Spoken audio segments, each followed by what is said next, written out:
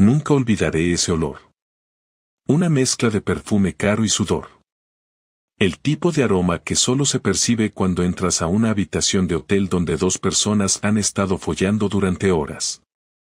Yo estaba allí, en la puerta de la habitación 214 del Hotel Príncipe Felipe, en Murcia. Un hotel al que yo jamás habría ido, si no fuera porque Clara, mi esposa, había olvidado que compartimos cuenta en Booking. No estaba allí por casualidad. Ella creía que yo estaba en una reunión en Alicante. Y técnicamente lo estaba. Pero decidí cancelarla cuando vi la reserva en su correo electrónico. El nombre usado era el suyo, pero con un correo secundario, de esos que uno crea para que nadie lo asocie.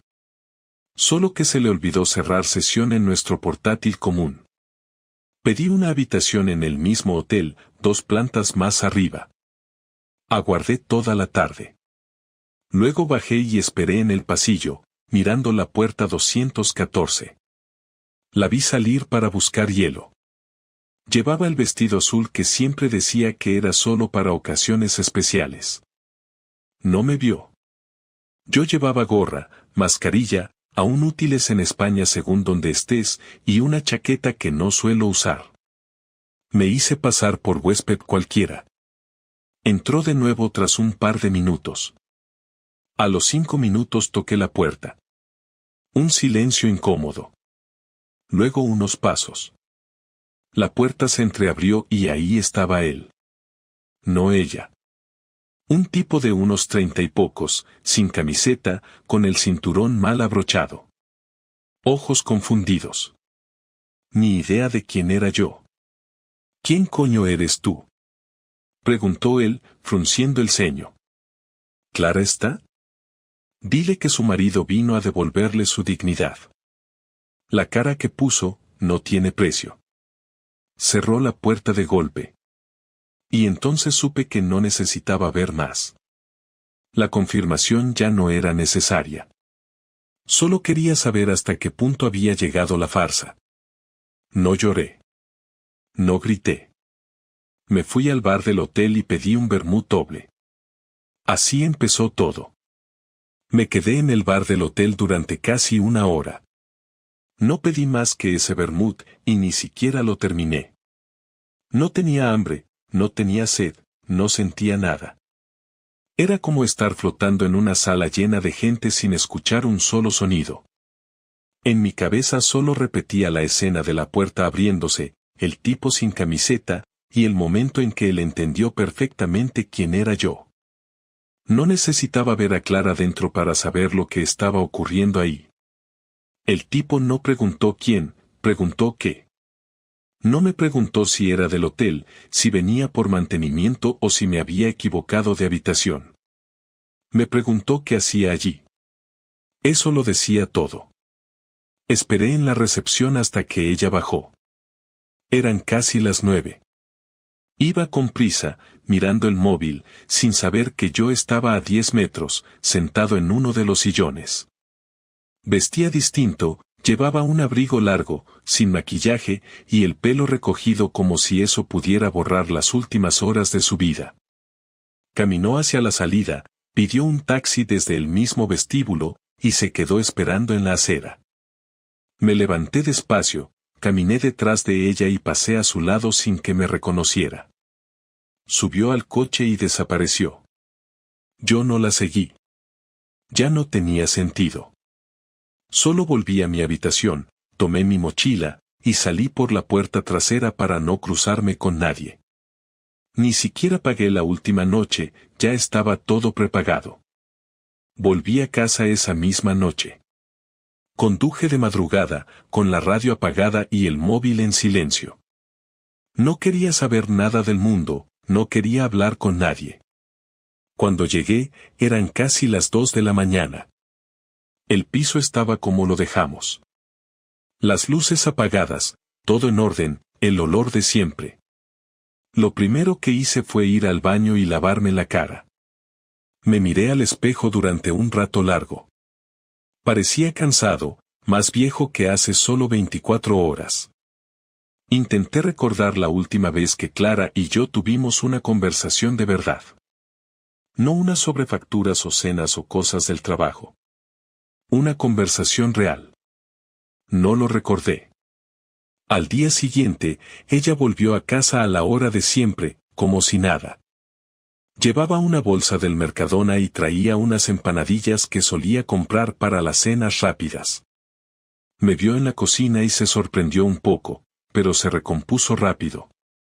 Pensé que volvías esta noche, dijo mientras dejaba las bolsas en la encimera.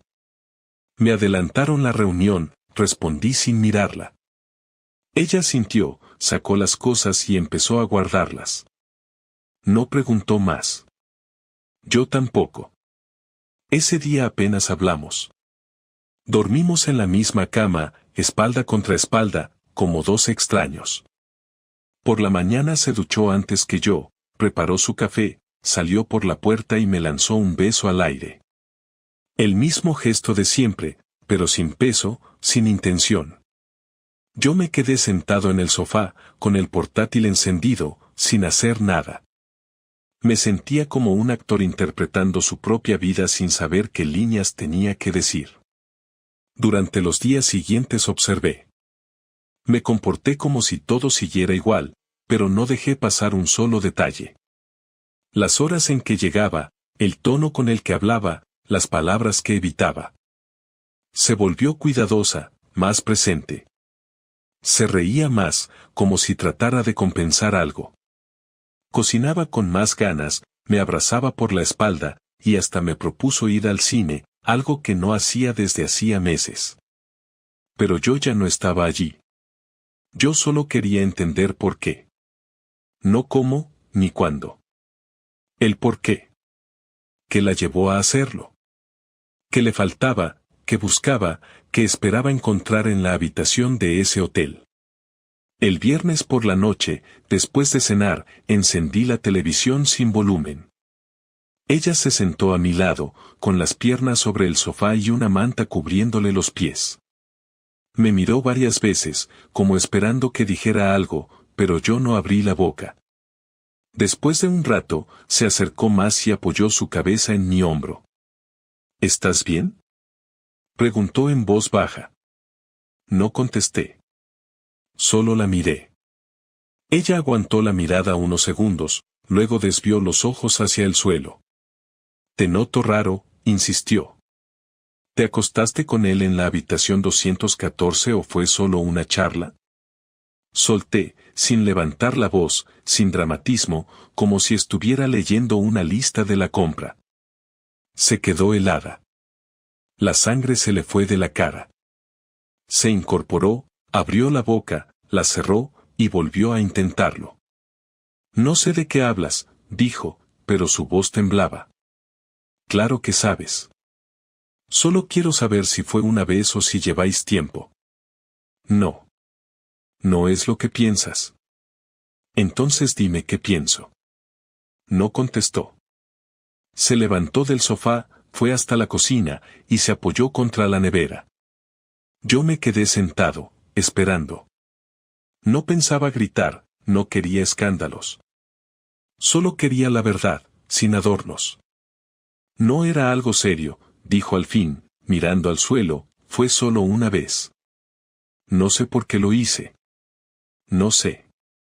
¿Una vez? Asintió. ¿Y justo reservaste un hotel con desayuno incluido por una vez? No dijo nada más. Solo se llevó las manos a la cara. Y en ese momento supe que no había marcha atrás. No me moví del sofá.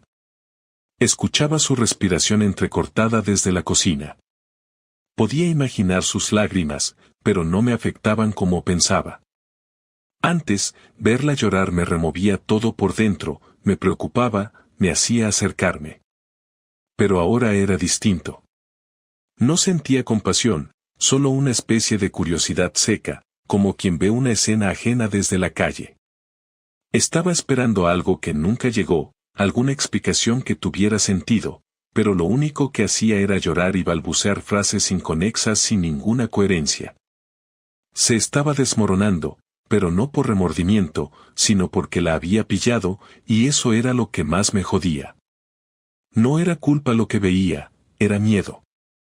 Miedo a lo que podía pasar ahora que yo sabía todo. Me levanté despacio, sin prisa, como si tuviera todo el tiempo del mundo. Caminé hasta la cocina y me apoyé en la pared, a 1 metro de ella. No dije nada. Ella bajó las manos de la cara y me miró como si no supiera quién era. ¿Quién es él? Pregunté sin emoción, simplemente para llenar el silencio. No importa, respondió bajito, sin convicción. Claro que importa. Si no importa, entonces dime su nombre. No sé, se llama Iván, trabaja en la empresa de diseño de la esquina, vino una vez a casa, cuando hicimos la reforma del baño, no lo conoces. ¿Cuánto tiempo? Solo fue esa vez. Te lo juro. Y tú reservas un hotel en Murcia con desayuno para una única vez. Suena lógico. Bajó la mirada y no dijo nada. Sabía que la mentira ya no servía. Se quedó allí, quieta, como si no tuviera escapatoria. Esa postura pasiva, de víctima atrapada, me daba asco. No por el hecho en sí, sino porque después de joderme así, todavía esperaba que yo fuera el que le hiciera el trabajo emocional. Que la abrazara, que le dijera que todo estaría bien, que fuéramos a terapia, que reconstruyéramos lo nuestro como si fuera un mueble de IKEA. Pero yo no iba a hacer nada de eso. No estás arrepentida. Solo tienes miedo, dije sin moverme. Si no te hubiera pillado, estarías planeando la próxima cita. Eso no es verdad. Gritó, no sabes cómo me siento. No. Pero sí sé lo que hiciste. Y eso es lo único que me interesa. Fue un error, soltó, como si esa frase tuviera algún poder mágico. Sí, claro. Igual que equivocarse de salida en una rotonda. Ella me miró como si hubiera dicho algo cruel. Pero ya no me importaba. No me importaba su cara, sus lágrimas, su voz. Todo lo que fue alguna vez importante para mí ahora solo era parte de una rutina que ya no me pertenecía. Tomé el móvil de la encimera, marqué el número del hotel y pregunté por el nombre con el que se había hecho la reserva. No necesitaba pruebas, ya la tenía a ella confesando, pero quería verla romperse un poco más. Sí, todo está confirmado, habitación doble, 214, viernes a sábado, 2 personas, nombre, Clara Márquez, me respondió la recepcionista con amabilidad. Colgué sin decir más. Eso de una sola vez se ve que lo tenían bien planificado, dije mientras dejaba el móvil sobre la mesa. Te juro que no sé por qué lo hice, murmuró. Me sentía vacía, me sentía desconectada, tú ya no eras el mismo, siempre estabas ocupado, distante, pensé que ya no te importaba. Y tu solución fue follarte a un desconocido. No fue así, no fue solo eso. ¿Y qué fue entonces? No respondió.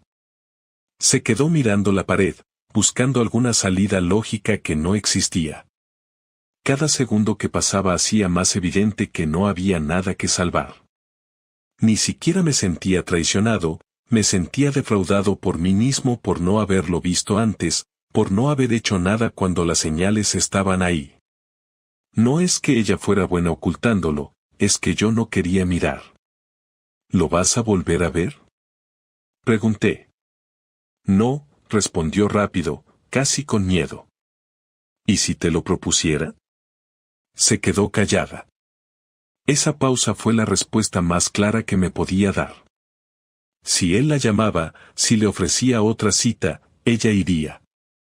Quizá con culpa, quizá con dudas, pero iría. Y eso me decía todo lo que necesitaba saber. Quiero que te vayas esta noche, dije tranquilo, sin levantar la voz. No me importa a dónde. Pero no vas a dormir aquí. ¿Estás echándome? No. Estoy devolviéndote tu libertad. Esa que buscaste en una habitación de hotel. Javi, por favor, No tomes decisiones en caliente. Clara, no estoy caliente. Estoy congelado. Ella intentó acercarse, pero levanté la mano. No para pegarla, no para asustarla, simplemente como un gesto de hasta aquí. Lo entendió. Dio un paso atrás y se quedó allí, temblando, sin saber qué hacer. Tienes hasta las 10, dije mientras salía del salón. Me fui al dormitorio, cerré la puerta y me senté en la cama. No lloré. No grité. Solo respiré hondo y dejé que el silencio llenara la habitación. Pensaba en todo lo que venía después. En la conversación con mi madre, con mis amigos, en el papeleo, en cómo iba a dividir todo. Pero también pensaba en algo que no podía quitarme de la cabeza, que Clara, la misma que hace 5 años me juró que no podría vivir sin mí, había encontrado a alguien con quien sí podía hacerlo por una noche. A las 9:30 en punto bajó con una mochila pequeña y su bolso de siempre. No me miró al pasar por el pasillo. La escuché abrir la puerta sin hacer ruido, como si eso suavizara el momento. Cerró despacio, sin portazo, sin dramatismo. Yo seguía en la habitación, sentado en la cama, esperando escuchar ese clic del picaporte para saber que se había ido. Cuando por fin lo escuché, me levanté, salí al salón y me senté frente al ordenador. No era una escena de venganza de película ni tenía un plan maestro en mente, pero no iba a dejar que todo esto quedara en un simple error humano. Clara había cruzado una línea que no tenía vuelta atrás, y yo no era de los que se quedaban de brazos cruzados mientras le escupían en la cara. Lo primero fue buscar su correo secundario. El mismo con el que había reservado el hotel. Lo encontré en el historial del navegador. No tenía contraseña guardada, pero la memoria del navegador completó los primeros caracteres. Probé con la combinación que usaba en otros sitios, y entré. Allí estaban sus mensajes con él, con Iván. No hacía falta ser detective para ver que no era un desliz de una noche. Tenían una rutina. Hablaban casi a diario. Se mandaban audios, se compartían memes estúpidos, y planeaban encuentros con una naturalidad que daba asco. Descargué todo. Conversaciones, fotos, audios. Hice capturas y lo guardé todo en una carpeta con fecha y hora. No por sadismo. Por protección. Si ella quería ponerse legal, yo ya tenía un respaldo para demostrar quién había tirado todo por la borda. Después llamé a Víctor, mi amigo de toda la vida. Nunca me metía en sus problemas de pareja y él jamás preguntaba por los míos, pero esta vez necesitaba algo más que una charla. Víctor es informático y tiene un estudio pequeño de sonido donde hace locuciones para anuncios. Le pedí si podía ayudarme a editar unos audios y empaquetar todo en un formato limpio. No me hizo preguntas, solo me dijo que pasara por su casa a las 11. Cuando llegué, le di una memoria USB con todo. Me miró, y por la expresión en mi cara supo que no era ninguna tontería. Se sentó frente al ordenador y empezó a trabajar en silencio mientras yo me quedaba en el sofá, viendo el ventilador girar. Tardó casi 2 horas en organizarlo todo. Le puso título a los archivos, separó las conversaciones por fecha y eliminó los silencios innecesarios en los audios. Me lo entregó en una carpeta con contraseña y me dijo que tenía otra copia en caso de que se perdiera. ¿Qué vas a hacer con esto?, preguntó al fin. Todavía no lo sé, le respondí sin pensarlo demasiado, pero no voy a quedarme quieto viendo cómo se va como si nada. Volví a casa con esa carpeta como si fuera una herramienta. No era venganza por venganza. Era poner las piezas sobre la mesa y tomar decisiones claras. No iba a subir nada a redes, no iba a mandar nada a su trabajo, no era ese tipo de persona. Pero sí tenía algo mejor. Clara tenía una imagen, una reputación muy cuidada, especialmente con su familia. Siempre era la hija perfecta, la sobrina modelo, la amiga confiable. Esa imagen se iba a romper y no necesitaba hacer escándalos públicos para lograrlo. Solo iba a mostrarle a las personas adecuadas quién era realmente. La primera en recibir todo fue su madre. Le envié un correo desde una cuenta nueva, con un mensaje corto y claro: sé que Clara siempre ha sido muy buena mintiendo. Pensé que, por una vez, te gustaría saber la verdad. Adjunté un PDF con extractos de las conversaciones, fechas, detalles y una pequeña carta mía explicando la situación sin dramatismos. Solo hechos. No esperaba respuesta. No la necesitaba. Después mandé otro a su hermana, que vivía en Zaragoza, y con quien Clara siempre había tenido esa competencia silenciosa de quien tiene la vida más ordenada. Esa misma tarde, después de comer algo rápido y revisar de nuevo cada archivo, me dirigí a su trabajo. No iba a montar una escena, pero sí a dejar claro que no quería volver a verla en casa.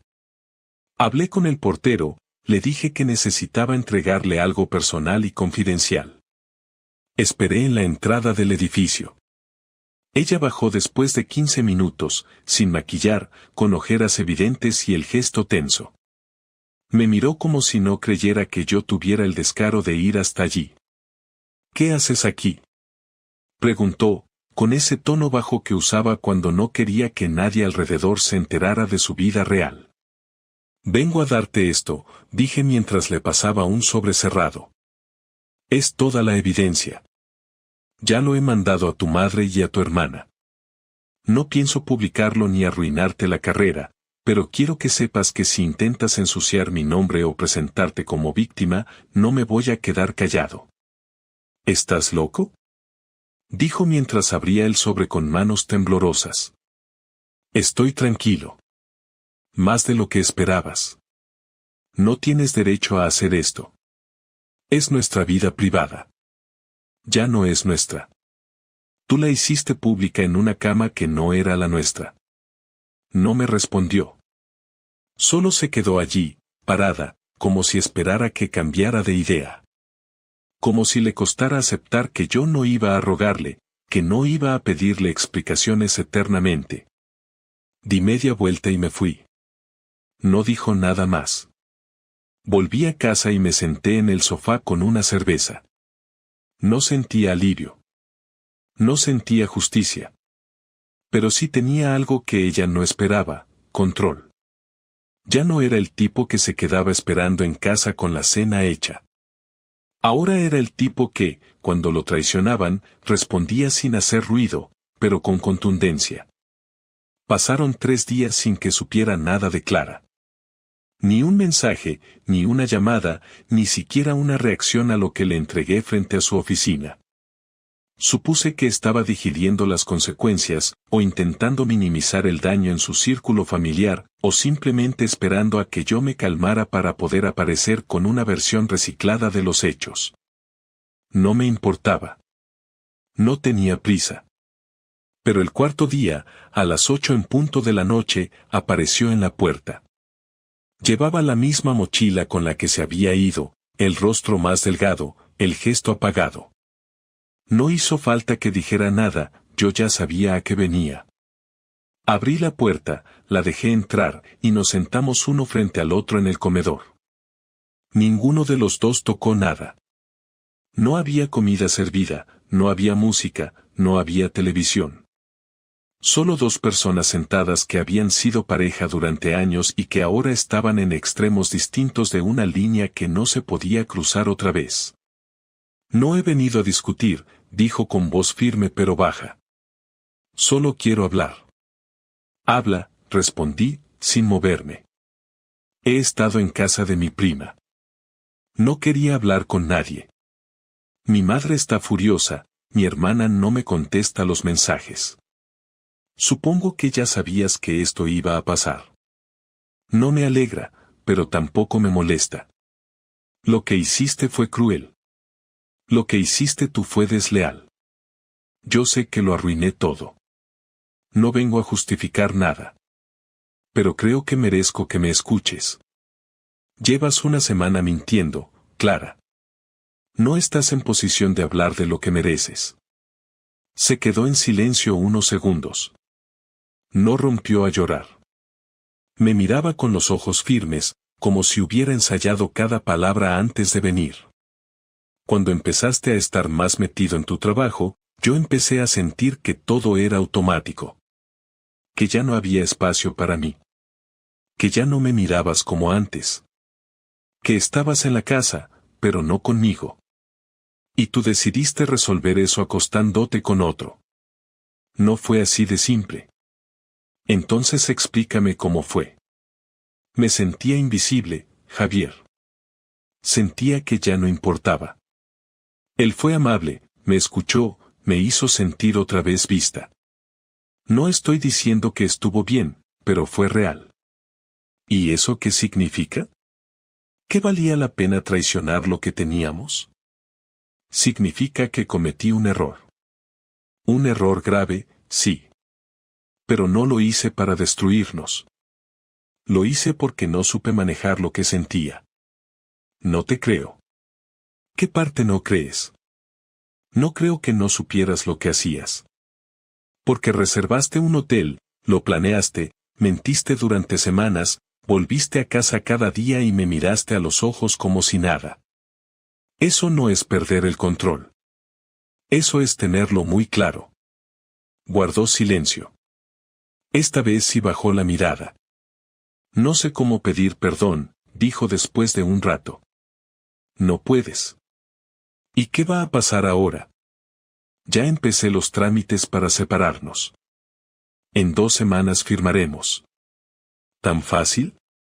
No es fácil, Clara. Es lo que hay. No quiero seguir compartiendo esta casa con alguien en quien no confío. No me interesa vivir con una persona que cuando se siente no vista prefiere buscar validación en la cama de otro. ¿Y si te digo que quiero intentarlo otra vez? Te diría que es tarde. Muy tarde. ¿No podemos ir a terapia? Tú necesitas terapia. Yo necesito paz. ¿Eso es todo? ¿Después de 10 años? Después de 10 años tú fuiste la que se bajó del barco sin avisar. Volvió a quedarse en silencio. Miró el comedor, la lámpara, las sillas, como si tratara de absorber lo que ya no tendría más. Se levantó despacio, fue a la cocina, abrió el frigorífico y lo cerró sin sacar nada. Luego volvió a sentarse. ¿Puedo quedarme esta noche? No. No tengo a dónde ir. No es mi problema. Javi. Clara, no me obligues a perderte el respeto completamente. Se quedó quieta. Tragó saliva. No discutió más. Se levantó otra vez, esta vez sin detenerse, tomó su mochila y caminó hacia la puerta. Antes de abrirla, se detuvo y me miró. Yo sí te quise, ¿sabes? Quizás, pero no lo suficiente. Salió. Esta vez no volví a escuchar ese clic de la puerta. Quizás la cerró sin fuerza, quizás dejé de prestar atención. Me quedé en la silla varios minutos más, sin moverme, sin pensar, solo respirando. Ya no había rabia, ni ansiedad, ni siquiera alivio. Solo un vacío enorme, pero limpio. Sabía que con esa conversación todo había terminado. No iba a haber más visitas, ni súplicas, ni cartas. Se había roto algo que no se reparaba. Y por primera vez en mucho tiempo, lo aceptaba. La mañana siguiente me desperté antes del despertador. No era algo que me pasara a menudo, pero esa vez mi cuerpo no necesitó que lo llamaran a levantarse. Me duché, preparé café y me senté en la terraza con la taza entre las manos, mirando al edificio de enfrente sin pensar en nada específico. No había mensajes nuevos, no había correos importantes, solo el silencio de una casa que ya no era compartida. El ambiente se sentía más liviano, no mejor, no más feliz, simplemente más claro. Sabía lo que había pasado, sabía que había decidido hacer, y no tenía ninguna intención de dar marcha atrás. Cuando se cruza cierto punto, Ya no se trata de perdonar ni de seguir, se trata de no negarse a uno mismo lo que merece. Y yo merecía estar en paz. Durante los siguientes días me concentré en mi rutina.